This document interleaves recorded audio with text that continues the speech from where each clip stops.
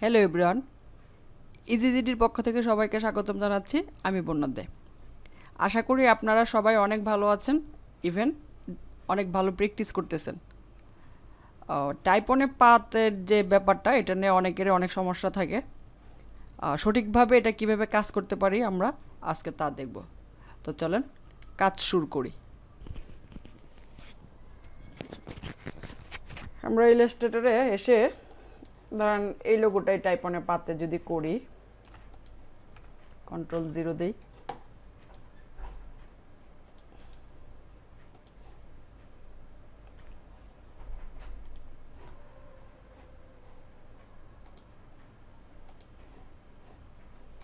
তো ন্যাচারালি আমরা যে কার্ভের যে লোগোগুলো করি আমরা ইয়ে থেকে ওই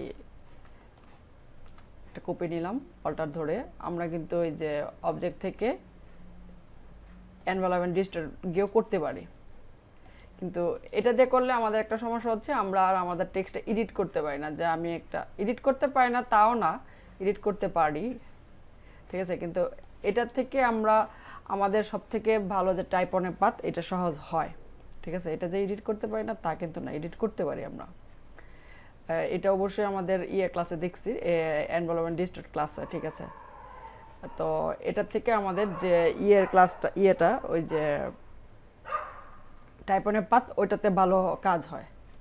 তো চলেন তাহলে টাইপনের পাতটা দেখি আমরা কিভাবে সঠিকভাবে করা যায়। তো আমরা তো জানি যে কোনো একটা পাত নিতে হবে বা স্পেস দিয়ে আমি একটা শেপ নিলাম, সার্কেল নেওয়ার পরে আমি ধরেন এটা Ctrl+C দিয়ে সিলেক্ট করার পরে ডাবল ক্লিক করে Ctrl+C ফর কন্ট্রোল কপি, তারপর টাইপনে পাত, এই যে 3 নাম্বারটা আসলাম, 3 নাম্বারটাতে ক্লিক করলাম। এটাতে এসে এই যে এই পাত বরাবর জাস্ট ক্লিক করলেই Ctrl+V, আমি যেটা সিলেক্ট করেছি এটা হয়েছে। আচ্ছা, এখন এটা আমি আগে ঠিক করে নিই। ঠিক করবো কীভাবে, আমাকে ডিরেক্ট সিলেকশন যেতে হবে। ডিরেক্ট সিলেকশন যাওয়ার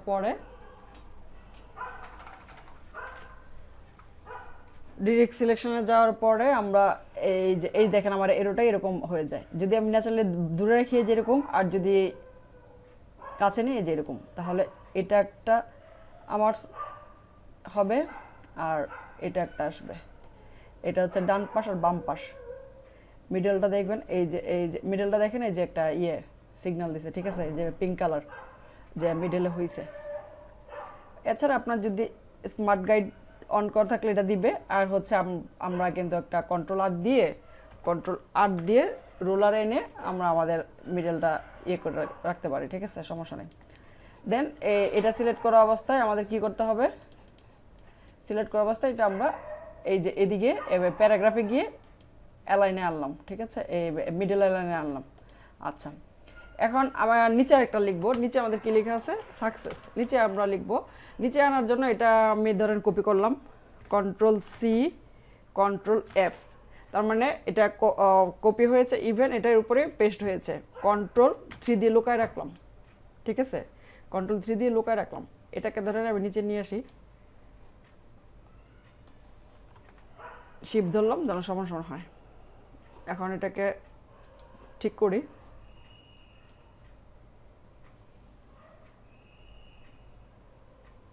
একটু এই যে দেখেন, এই আস্তে ধীরে করতে হবে। এই জায়গায় এটা মানে কি আমার টেক্সটটা রয়ে গেছে। আচ্ছা, আমরা এটা নিচ্ছি না, কারণ হচ্ছে আমাদের যদি সাকসেস শব্দটা তো ছোট না, এই জন্য পরে করতেছি আমি। Success, double click, Ctrl+C, double click, Ctrl+V। আচ্ছা, এটাতে এই যে প্যারাগ্রাফে কি করতে হবে, মিডলে করতে হবে। আচ্ছা, আর এটা কিন্তু মিডলে নাই, মিডলে নিয়ে আসে, এই যে মিডলে, ঠিক আছে। আর এগুলোও, এটা একটা মিডলে গেল, এটা একটা মিডলে গেল। এখন আমার ওইটা ফেরত নিয়ে আসি, Ctrl+Alt+3, যেটা আমরা লুকায় রাখছিলাম এটা নিয়ে আসলাম, আনহাইড করলাম। এখন কথা হচ্ছে এই যে দেখেন এটা কিন্তু লাগতেছে। আমরা যদিও বা এটাকে করতে পারি যে উইন্ডো থেকে যে আমরা ক্যারেক্টার প্যালেটটা আনি, এটা থেকে এটার অপশনগুলো কোথায় দেখতে পাবো, এইটাতে শো অপশন, এই যে 3 বারে ক্লিক করে শো অপশন ক্লিক করলে সবগুলো চলে আসবে। যদিও বা আমরা এটা থেকে বেজলাইন থেকে নিচে নামাই দিলে হয়। আমি আগে একটা জিনিস দেখাই, আমি 0 দিলাম, ঠিক আছে। আমি একটা কপি রেখে নিই, কপি একটা রাখি। আচ্ছা, এখন আমি এটাকে বেজলাইন থেকে নিচে নামাই, ক্লিক করে মাইনাস করতেছি, নিচে নামতেছে, ঠিক আছে। এটা হচ্ছে বেজলাইন থেকে নিচে নামলো। আচ্ছা, এটা একটা ব্যাপার হয়েছে আপনার। আর আমি যেটার জন্য আজকে টিউটোরিয়ালটা করাচ্ছি সেটা দেখেন, এটা তো আপনারা জানেনই। দূরে রাখলাম, এটা কাছে আনি। আমরা যদি এরকম করি তাহলে দেখেন কেমন হয়। এটা সিলেক্ট করলাম উপরেরটা, পরে গেলাম টাইপ, টাইপ থেকে যাইলাম টাইপ অন এ পাথ। কোথায় এসছি? টাইপ, টাইপ থেকে টাইপ অন এ পাথ, তারপর হচ্ছে type on a path options, অপশনসে আসবো, ঠিক আছে। Type, type on a path, type on a path options. আচ্ছা, এখন এই জায়গায় প্রিভিউটা যদি অন করে দিই, আমরা বিভিন্ন এই যে স্কিউ টিউ এগুলো দেখতে পারবো। আমরা তো এগুলো নড়াচড়া করবো না, আমরা এই যে রেইনবোটা দিব। আর এই জায়গায় কতগুলো আছে অ্যাসেন্ডিটিতে, এর মধ্যে আমি যেটা নিব সেন্টার, জাস্ট সেন্টারটা ক্লিক করব। সেন্টারটা ক্লিক করার পরে ওকে, তাহলে এই উপরটা করলাম। এখন নিচেরটা করি, সিলেক্ট করলাম, সিলেক্ট করার পরে আবার কোথায় যাব? Type, type on a path, তারপর হচ্ছে type on a path options, এটাকেও রেইনবো বেজলাইন থেকে জাস্ট সেন্টার, প্রিভিউ দেন ওকে। আমার কাছে মনে হয় এটা পারফেক্ট, ঠিক আছে। আমার কাছে এটা পারফেক্ট লাগে। সো আপনারা যদি চান এভাবে কাজ করতে পারেন, নাকি বলেন? এরপর এটা তো আপনারা পারবেন, এটা তো সমস্যা না। আমি জাস্ট এটা যে এভাবে করা যাইতে পারে আমি এটা দেখানোর জন্য আজকে টিউটোরিয়ালটা করলাম। পরে এই জায়গাটা আপনারা করবেন, করে ইয়েতে দিবেন, গ্রুপে দিবেন, ইজিজিডির গ্রুপে দিবেন, ঠিক আছে। আমি জাস্ট এই ইয়েটার জন্য। আচ্ছা, তো আমাকে একজন প্রশ্ন করছিল যে বাংলার যে ইয়েটা লিখতে পারে না। আচ্ছা, বাংলার করার জন্য আমাকে প্রথমে ওই করতে হবে, অভ্রটা নিয়ে আসতে হবে আমাকে। অভ্রটা নিয়ে আসি, আমার অভ্র ক্লিক করে অভ্রটাও ওই যে অভ্র প্লেটটা নিয়ে আসলাম আর কি। আচ্ছা, তারপর আমি যাই আবার ইলাস্ট্রেটরে যাই। ইলাস্ট্রেটর যাওয়ার পরে কি করবো জানেন? প্রথমে আমার যে বাংলা, এটা কিন্তু এখন এই জায়গাটা ইংলিশ আছে, ঠিক আছে। এছাড়া প্রথমে একটা সেটিংস করতে হবে। কি সেটিংস করতে হবে? এই যে চাক্কিটা, এটা তো আমরা জানি সেটিংসের চাক্কি, এই সেটিংসে ক্লিক করে এই যে আউটপুট অ্যাজ আনসি, এটা ক্লিক করে রাখতে হবে, ঠিক আছে। ক্লিক করে এটা সেটিংসে গিয়ে আউটপুট অ্যাজ আনসি, ঠিক আছে, এটাতে ক্লিক করতে হবে। অপশনসে গেলেও পাওয়া যাবে, এটা সমস্যা নেই। তো এদিক থেকে আউটপুট অ্যাজ আনসি, এদিকে জিজ্ঞেস করতে পারে আর ওকে কে এরকম মানে কনফার্ম কিনে এরকম কিছু জিজ্ঞেস করলে ওকে দিয়ে দেবেন, ঠিক আছে। দেন আমার কিন্তু এখন এই যে ইংলিশ আছে, এটা বাংলা ইংলিশ করা যায়, জাস্ট ক্লিক করলে হচ্ছে। আমি ইংলিশে রাখতেছি। প্রথমে আমি আমার কি করব, টাইপ টুল নিয়ে আমি আমার ফন্টটা একটু বাড়াই, তাহলে দেখা যাবে না। আমি আমার করব, বাংলা কি ফন্ট আছে এটা আমি সিলেক্ট করব।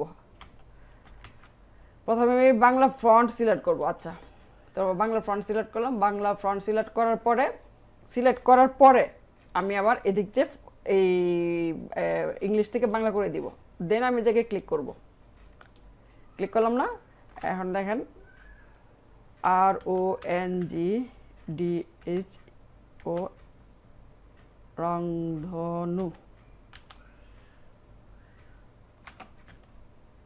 ঠিক আছে, রংধনু লিখলাম, ঠিক আছে। প্রথমে কি করছি, আমি আমার অব্রটা তো ছিল, এই জন্য অব্রটা নিয়ে আসলাম, ইংলিশের কিন্তু ছিল। আমি আমার ফন্টটা সিলেক্ট করেছি। ফন্ট সিলেক্ট করার পরে ফন্টটাকে এদিকে নিয়ে আসছি, কোন ফন্টটা দিয়ে লিখবো, ঠিক আছে। তারপর এদিকে বাংলা করছি, ঠিক আছে। এখন আপনি যে আপনার যে কোনো ফন্টে আপনি চেঞ্জ করতে পারেন, সমস্যা নেই। আপনার যে বাংলা আরও ফন্ট আছে না, এগুলাতে আপনি ইচ্ছা মতো আপনি এখন চেঞ্জ করতে পারবেন, সমস্যা নেই। এই যে, ঠিক আছে। কাজ যখন শেষ হয়ে যাবে তখন আপনি আবার এটা বাংলা থেকে ইংলিশ করে নেবেন। মনে থাকবে, কাজ শেষ করলে কি করতে হবে, বাংলা থেকে ইংলিশে নিয়ে আসতে হবে। ফন্ট আর আরে